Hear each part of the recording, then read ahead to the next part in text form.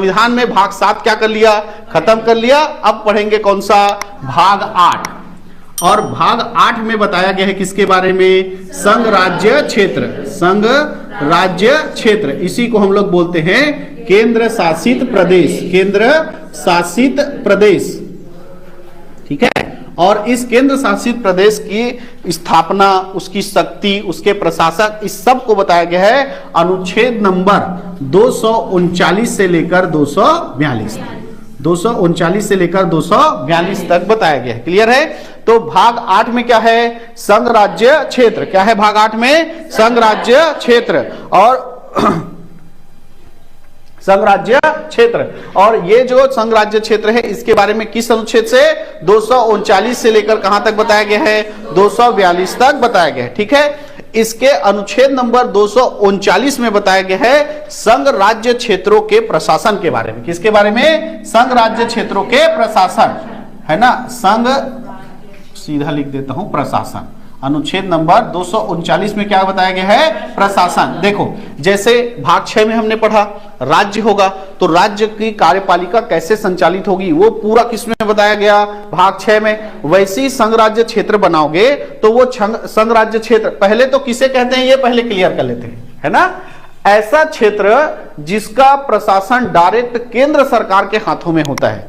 ऐसा क्षेत्र जिसका प्रशासन किसके हाथों में होता है, केंद्र सरकार के हाथों में होता है, उसी को बोलते हैं संघ राज्य क्षेत्र। अब जैसे छत्तीसगढ़ है, छत्तीसगढ़ में डायरेक्ट नरेंद्र मोदी इंक्लूड हो सकता है क्या, नहीं, तो प्रधानमंत्री हो गए अपन जगह में। हमारे राज्य के पहली फैसला कौन करी, मुख्य विष्णुदेव साय। तो राज्यों में पहले क्या है, राज्य कार्यपालिका है, राज्य सरकार है। लेकिन वहीं अगर मैं बात करूं किसका, लद्दाख का, है ना, दमन दीव दादर नागर हवेली का, है ना, लक्षद्वीप का, अंडमान निकोबार, तो यहां पर डायरेक्ट फैसला किसका रहेगा, केंद्र सरकार का रहेगा, क्योंकि ये कैसा क्षेत्र है, केंद्र शासित क्षेत्र है। ठीक है। और इस केंद्र शासित क्षेत्रों में प्रशासन कैसे चलाना है, इसी को बताया गया किसमें, अनुच्छेद नंबर 239 में। किसमें बताया गया, अनुच्छेद नंबर 239 में, है ना। ऐसा क्षेत्र जहां पर केंद्र सरकार का प्रत्यक्ष प्रशासन होता है, उसको क्या बोलते हैं, केंद्र शासित प्रदेश बोलते हैं। ठीक है। अब प्रदेशों का गठन करना है, राजनीति, देखो अब ये भी सवाल उठता है कि जब छत्तीसगढ़, झारखंड, मध्य प्रदेश जैसे राज्यों का गठन किया जा सकता है, तो अंडमान निकोबार भी का बना दे, राज्य बना, ऐसा होता है कि नहीं। लेकिन कई बार ऐसा होता है कि राजनीतिक कारण से, है ना, कुछ सांस्कृतिक कारण से या कुछ प्रशासनिक कारणों से जो है उस क्षेत्र को डायरेक्ट किसके हवाले रखा जाता है, केंद्र के हवाले रखा जाता है। ठीक है। मान लो अंडमान निकोबार द्वीप समूह है, मत हो ऐसा, अंडमान निकोबार द्वीप समूह है, अब वहीं के लोगों का क्या बनेगा, सरकार, मतलब केंद्र सरकार उस पर डायरेक्ट हस्तक्षेप कर पाएगा क्या, नहीं कर पाएगा। और पता चला उधर पानी में है, चारों तरफ से समुद्र में है अंडमान निकोबार, वो दूसरे देश के साथ मिल गए और इधर किसको उड़ा दिए, भारत को। ऐसा कुछ भी हो सकता है। तो ऐसे कई प्रशासनिक कारणों से, कई बार क्या होता है सांस्कृतिक कारणों से, और कई बार होता है कि राजनीतिक, जैसे जम्मू कश्मीर और लद्दाख वो राज्य था तो डायरेक्ट उसको क्या बना देना था, राज्य बना देना था, तो बाकी लोग थे वहां वो चुप बैठते, इसीलिए उसका प्रशासन किसके हाथों में लिया गया, पहले केंद्र। अभी किसके हाथों में है, केंद्र। कि ज्यादा 3-5 करोगे तो सीधा कौन काम करेगा, केंद्र सरकार। तो राजनीतिक कारण से उसको क्या बनाया गया, केंद्र शासित प्रदेश। और धीरे से माहौल ठंडा होगा, उसको किसका दर्जा दे देंगे, ठीक है। तो ऐसे राजनीतिक, सामाजिक, राजनीतिक और सांस्कृतिक और साथ ही है ना आपका प्रशासनिक कारणों से किसी भी क्षेत्र को क्या बनाया जाता है, केंद्र शासित प्रदेश या संघ राज्य क्षेत्र बनाया जाता है। क्लियर है। अब यहां पर किसका अधिकार होता है, डायरेक्ट कौन संचालित करेगा, केंद्र सरकार। और केंद्र सरकार का प्रमुख कौन है, राष्ट्रपति। कौन होता है, राष्ट्रपति। यानी इन जगहों पर सीधा प्रशासन, प्रत्यक्ष प्रशासन जो है केंद्र सरकार का होता है, यानी प्रशासन की पूरी जिम्मेदारी किसकी, राष्ट्रपति की। किसकी जिम्मेदारी है, राष्ट्रपति। तो राष्ट्रपति इन स्थानों पर अपना एक क्या नियुक्त करता है, आदमी नियुक्त करता है। जैसे राज्य में किसको भेजता है, राज्यपाल को, वैसी राष्ट्रपति जो है केंद्र शासित प्रदेशों में भी अपना एक क्या भेजता है, व्यक्ति भेजता है, अपना प्रतिनिधि भेजता है, जिसको किसी केंद्र शासित प्रदेश में उपराज्यपाल कहा जाता है, किसी में इसको प्रशासक कहा जाता है ना, और कहीं पर इसको क्या कहा जाता है, मुख्य आयुक्त कहा जाता है। यानी अलग अलग केंद्र शासित प्रदेशों में जो प्रतिनिधि आते हैं राष्ट्रपति के द्वारा नियुक्त, उनको क्या कहा जाता है? उपराज्यपाल कहा जाता है। तो कहीं पर इनको प्रशासक कहा जाता है और कहीं पर इनको क्या कहा जाता है? मुख्य आयुक्त। क्या कहा जाता है? मुक्त आयुक्त। तो पहले तो मुख्य आयुक्त कहते थे, अभी मुक्त आयुक्त किसी भी को नहीं कहते हैं, किसी भी प्रतिनिधि को। अभी दो ही नाम हैं, उपराज्यपाल और प्रशासक। तो किसका प्रतिनिधि, किस केंद्र शासित क्षेत्र का प्रतिनिधि प्रशासक कहलाएगा और किसका क्या कहलाएगा? उपराज्यपाल। तो टोटल कितने केंद्र शासित प्रदेश हैं? 8। कौन कौन सा? सबसे पहले जम्मू कश्मीर, ऊपर से पढ़ते हुए आते हैं ना, जम्मू कश्मीर है ना। उसके बाद लद्दाख, लद्दाख के बाद हाँ दिल्ली, और दिल्ली से ही चंडीगढ़ है ना, चंडीगढ़ के बाद हाँ दमन है ना, दमन दीव व दादर नागर हवेली। एक ही हो गया भैया, है कि नहीं? हाँ, नाम बड़ा हो गया है। ठीक, उसके बाद उधर ही क्या है? लक्षद्वीप, लक्षद्वीप। उसके बाद क्या लेते हैं? पांडिचेरी, पांडिचेरी। और एक है कौन सा? अंडमान निकोबार द्वीप समूह। ये 8 हो गए। यही 8 जो है भारत के क्या है? केंद्र शासित प्रदेश है। ठीक है, केंद्र शासित प्रदेश है। ठीक, दिल्ली, अंडमान निकोबार, जम्मू कश्मीर, लद्दाख और पांडिचेरी, ये क्या कहलाते हैं? उपराज्यपाल। ठीक है, ऊपर से आते हैं क्या?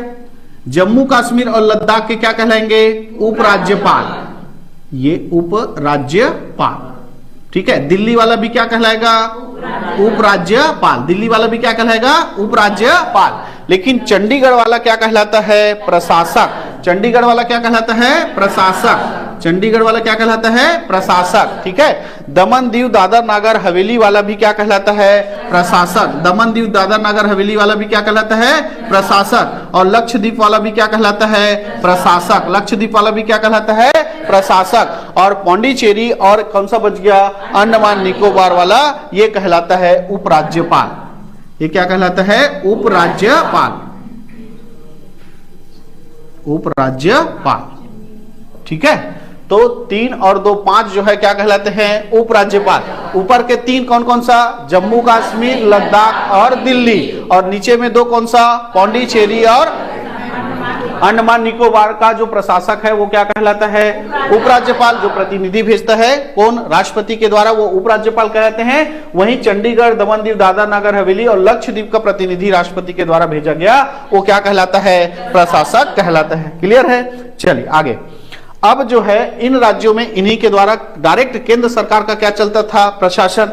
लेकिन देखा गया कि कुछ राज्यों में क्या किया जा सकता है? विधान मंडल का गठन किया जा सकता है। तो संविधान में संशोधन किया गया और एक नया अनुच्छेद जोड़ा गया, अनुच्छेद नंबर 239 का या ए, अनुच्छेद नंबर 239 ए, है ना। और इसमें कहा गया कि संसद द्वारा संघ राज्य क्षेत्रों के लिए विधान मंडलों का क्या किया जा सकता है? गठन किया जा सकता है। तो इसी में मिलता है संघ राज्य क्षेत्रों को विधान मंडल, जैसे पांडिचेरी में है, दिल्ली में है और अभी जम्मू कश्मीर में है। क्लियर है? तो केंद्र शासित प्रदेशों में विधान मंडल का गठन कौन करता है? संसद करता है। किस अनुच्छेद के तहत? अनुच्छेद नंबर 239 ए के तहत। क्लियर है? अब जब इसको लाया गया तो 14 नंबर का संविधान संशोधन किया गया 1962 में। कितने नंबर का? 14 नंबर का संविधान संशोधन किया गया 1962 में। और पांडिचेरी में जो है, पांडिचेरी में किसका गठन किया गया? विधान मंडल का किया गया। क्लियर है? पहले ये संविधान लाया गया, अनुच्छेद नंबर कौन सा? 239 ए, कि हम संविधान में अनुच्छेद नंबर 39 ए जोड़ते हैं, जिसमें संसद को यह अधिकार दिया गया कि वो किसी भी केंद्र शासित प्रदेश के लिए क्या कर सकता है? विधान मंडल का गठन कर सकता है। फिर संविधान में कौन सा संशोधन किया गया? 14 नंबर का संविधान संशोधन किया गया 1962 में। और पांडिचेरी में किसकी स्थापना की गई? है ना, विधान मंडल की स्थापना की गई। क्लियर है? तो इस तरह से 19, अब यहां पर विधान मंडल का क्या करना है? गठन करना है। तो गठन करने के लिए नियम बनाया गया, संघ राज्य क्षेत्र अधिनियम 1963, संघ राज्य क्षेत्र अधिनियम 1963। और उसी अधिनियम के तहत पांडिचेरी में जो है विधान मंडल का क्या किया गया? गठन किया।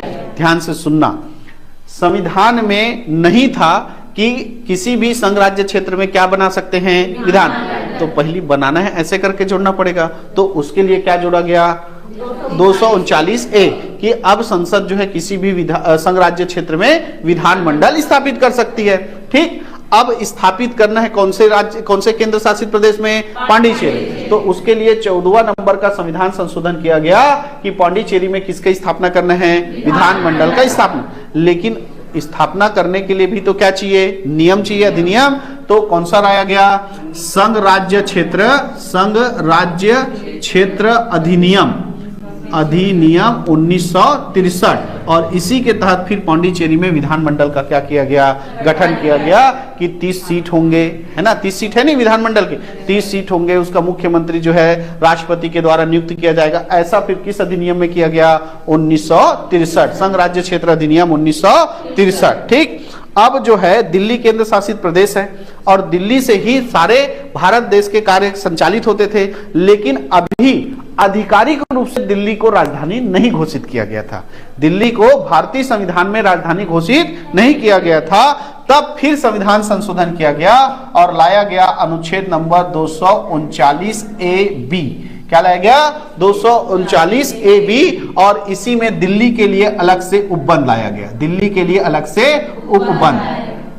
ठीक है, दिल्ली को अलग से, दिल्ली के लिए अलग से उपबंध लाया गया। किस अनुच्छेद के तहत, अनुच्छेद नंबर ए है ना, 239A और उसके अंदर में फिर एक और अनुच्छेद, तो इसलिए उसको क्या कह दिया गया, 239A, जिसमें दिल्ली के लिए अलग से क्या है, उपबंध है। ठीक, अगर ये देखो विधानमंडल का गठन हो गया, दिल्ली के अलग से उपबंध आ गया, है ना, और दिल्ली के लिए अलग से उपबंध के तहत दिल्ली का प्रशासन बताया गया।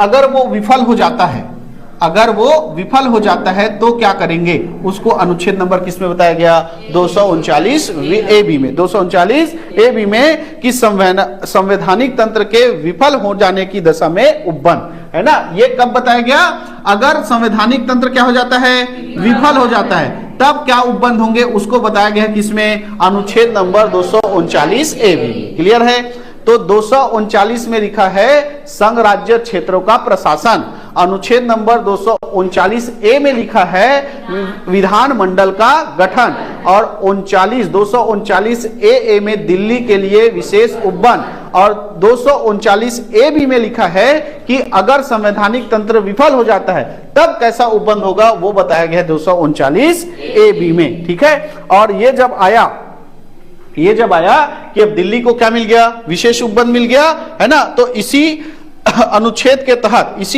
तहत दिल्ली को तो पहले तो क्या घोषित किया गया, राजधानी घोषित किया गया। दिल्ली को क्या घोषित किया गया, राजधानी, दिल्ली को राष्ट्रीय राजधानी घोषित किया गया।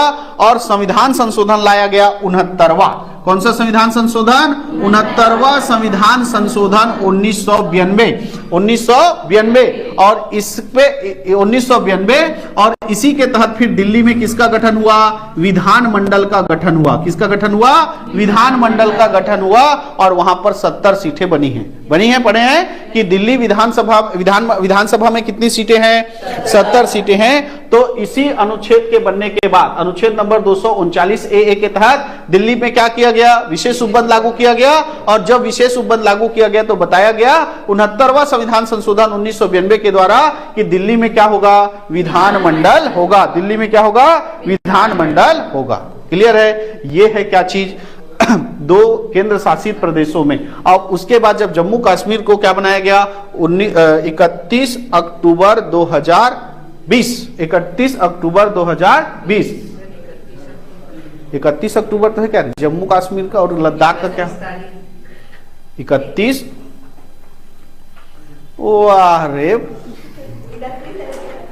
31 अक्टूबर है। वो इसलिए याद है क्योंकि उसी दिन सरदार वल्लभ भाई पटेल का जन्म दिवस होता है, एकता दिवस मनाया जाता है, और मेरी भांजी का भी बर्थडे आता है, इसीलिए मेरे याद है 31 अक्टूबर।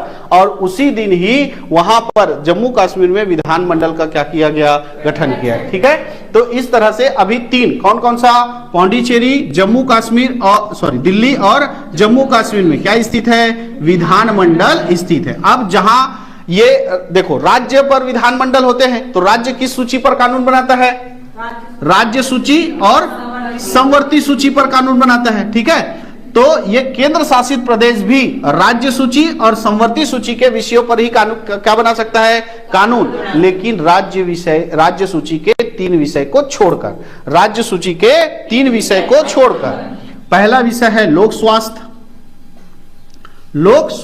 दूसरा पुलिस और तीसरा भूमि। ठीक है, देखो पुलिस पर कानून बनाता है कौन, राज्य सरकार। Chhattisgarh police, Madhya Pradesh police, Maharashtra police है, सुने हो नहीं? हाँ, तो जैसे छत्तीसगढ़ पुलिस के लिए कानून बनाना है तो कौन बनाएगा, छत्तीसगढ़, है ना। महाराष्ट्र पुलिस के लिए कानून बनाना है तो महाराष्ट्र। लेकिन दिल्ली पुलिस के लिए कानून बनाना है तो दिल्ली का विधानसभा नहीं बनाएगा, संसद बनाएगा। पौंडीचेरी के पुलिस के लिए अगर कानून बनाना है तो पौंडीचेरी का विधानमंडल नहीं बनाएगा, कौन बनाएगा, संसद। ठीक है, तो इसी तरह लोक स्वास्थ्य और भूमि के लिए कानून बनाने का अधिकार राज्य को है, लेकिन केंद्र शासित प्रदेशों को नहीं। हाँ, बाकी राज्य सूची में जितना विषय लिखा है, समवर्ती सूची में जितना विषय लिखा है, उसके लिए कानून बना सकता है कौन, केंद्र शासित प्रदेश। तो राज्य सूची के किन विषयों पर केंद्र शासित प्रदेश कानून नहीं बना सकता, ये क्वेश्चन आता है। तो लोक स्वास्थ्य, पुलिस और भूमि के ऊपर कानून नहीं बना सकता है, बाकी राज्य सूची और समवर्ती सूची के सभी विषयों पर क्या बना सकता है, कानून बना सकता है। ठीक, अब कानून तो बनाने का अधिकार मिल गया किसको, विधानमंडल को, लेकिन कुछ विषय ऐसे जिस पर कानून नहीं बन सकता। कैसे, संसद जो विधानमंडल जो है सत्र में नहीं है, कोई अचानक से कोई विषय आ गया जिसके लिए कोई कानून नहीं बना है, तब कोई अचानक से कानून बनाता है, उसको क्या बोलते हैं, अध्यादेश, है ना, उसको क्या बोलते हैं, अध्यादेश। तो केंद्र शासित प्रदेशों के लिए अध्यादेश जारी करना है अनुच्छेद नंबर 239B के तहत। 239B के तहत केंद्र शासित प्रदेशों के लिए अध्यादेश जारी करता है कौन, राष्ट्रपति। कौन जारी करता है, उपराज्यपाल। जो ये प्रशासक होंगे ना, इन्हीं को, राष्ट्रपति कहाँ आएगा, वो तो अपना प्रतिनिधि भेज दिया है, तो यही प्रतिनिधि लोग जो उपराज्यपाल या क्या कहलाते हैं, प्रशासक कहलाते हैं, वो अनुच्छेद नंबर 239B के तहत केंद्र शासित प्रदेशों के लिए क्या जारी कर सकते हैं, अध्यादेश जारी कर सकते हैं, है ना, अध्यादेश जारी कर सकते हैं। क्लियर है? ठीक, अब इन केंद्र शासित प्रदेशों पर डायरेक्ट अधिकार किसका है, राष्ट्रपति का है, राष्ट्रपति का है, और राष्ट्रपति अपने प्रतिनिधि के रूप में इन लोग को भेजा है। अगर कुछ इमरजेंसी विषय आ गया, सब्जेक्ट आ गया, तो उस पर ये क्या बना सकते हैं, अध्यादेश जारी कर सकते हैं। साथ ही राष्ट्रपति को भी अधिकार दिया गया है अनुच्छेद नंबर 240 के तहत कि वो क्या कर सकता है, केंद्र शासित प्रदेशों के लिए नियम बना सकता है, केंद्र शासित प्रदेशों के लिए नियम जारी कर सकता है। तो केंद्र शासित प्रदेशों के लिए नियम जारी करने का अधिकार राष्ट्रपति का भी है, किस अनुच्छेद के तहत, अनुच्छेद नंबर 240। क्लियर है? इंपॉर्टेंट अनुच्छेद नंबर 241, अनुच्छेद नंबर 241 के तहत संसद को यह अधिकार दिया गया है कि प्रत्येक केंद्र शासित प्रदेशों के लिए या तो वो उच्च न्यायालय की स्थापना करे या किसी अन्य राज्य के उच्च न्यायालय में उसका क्या बनाए, उच्च न्यायालय बनाए, है ना। जैसे दिल्ली का अपना खुद का क्या है, उच्च न्यायालय है, तो वो इसी 241 के तहत ही क्या हुआ है, स्थापित हुआ है। ठीक, वहीं हम देख रहे हैं कि लक्षद्वीप का जो उच्च न्यायालय है वो कहाँ है, केरल वाला है ना, और अंडमान निकोबार का कहां है, कोलकाता है।